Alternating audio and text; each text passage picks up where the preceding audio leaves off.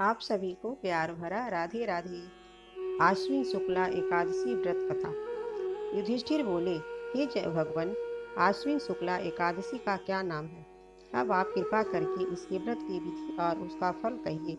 भगवान श्री कृष्ण कहने लगे, हे युधिष्ठिर, पापों को नाश करने वाली इस एकादशी का नाम पापाकुशा एकादशी है और यह समस्त पापों का नाश करने वाली है। इस दिन मनुष्य को विधि पूर्वक भगवान पद्मनाभ की पूजा करनी चाहिए। यह एकादशी स्वर्ग को प्राप्त कराने वाली है। मनुष्य को बहुत दिनों तक मनुष्य को बहुत दिनों तक तपस्या करने से जो फल प्राप्त होता है, वही फल इससे प्राप्त हो जाता है। मोहवश जो अनेक पाप करते हैं परंतु हरि को नमस्कार करते हैं, वे नरक में नहीं जाते। विष्णु के नाम के कीर्ति मात्र से संसार सब तीर्थों के पुण्य का फल मिल जाता है।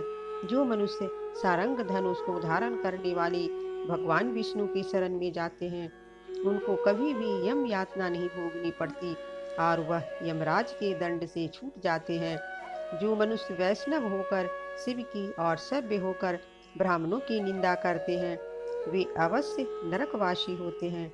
सहस्त्रों वाजपेयी और अश्वमेघ यज्ञों से जो फल प्राप्त होता है, वह इस एकादशी के व्रत के 16वें भाग के बराबर भी नहीं होता। संसार में एकादशी के बराबर कोई पुण्य नहीं, इसके बराबर पवित्र तीनों लोकों में कुछ भी नहीं। इस एकादशी के व्रत के बराबर कोई व्रत नहीं है। जब तक उस एकादशी का व्रत नहीं करते, तब तक ही मनुष्य की देह में पाप वास कर सकते हैं। यह एकादशी स्वर्ग, मोक्ष, आरोग्यता, सुंदर स्त्री तथा अन्न और धन भी देने वाली है। एकादशी के व्रत के बराबर गंगा, गया, काशी, कुरुक्षेत्र और पुष्कर भी पुण्यवान नहीं है। हरिवासर करने से सहज ही में मनुष्य विष्णु पद को प्राप्त होता है। हे राजेंद्र, इस व्रत के करने वाले 10 पीढ़ी मातृपक्ष की, 10 पीढ़ी पितृपक्ष की, 10 पीढ़ी स्त्री पक्ष की तथा 10 पीढ़ी मित्र पक्ष का उद्धार कर देते हैं। वह नित्य देह धारण कर चतुर्भुज रूप को पीताम्बर पहने और हाथ में माला लेकर गरुड़ पर सवार होकर विष्णु लोक को जाते हैं। हे निरुत्तम, बाल्यावस्था, युवावस्था और वृद्धावस्था में इस व्रत को करने से पापी मनुष्य को दुर्गति को प्राप्त न होकर सदगति को प्राप्त होता है। आश्विन मास की शुक्ल पक्ष की इस पापांकुशा एकादशी का जो व्रत करते हैं, वे अंत समय में हरिलोक को प्राप्त होते हैं तथा समस्त पापों से मुक्त हो जाते हैं। सोना, तिल, भूमि, गौ, अन्न, जल, छत्री तथा जूती दान करने वाला मनुष्य यमराज को नहीं देखता।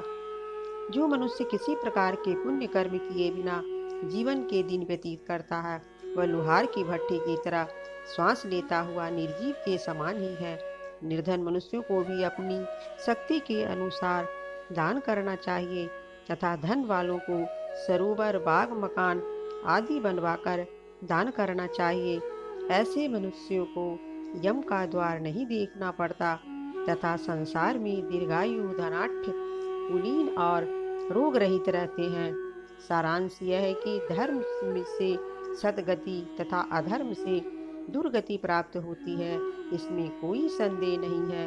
हे राजन, जो आपने मुझसे पूछा वह सब मैंने आपको सुनाया। ओम नमो भगवते वासुदेवाय, वासुदेवाय हरि वासुदेवाय।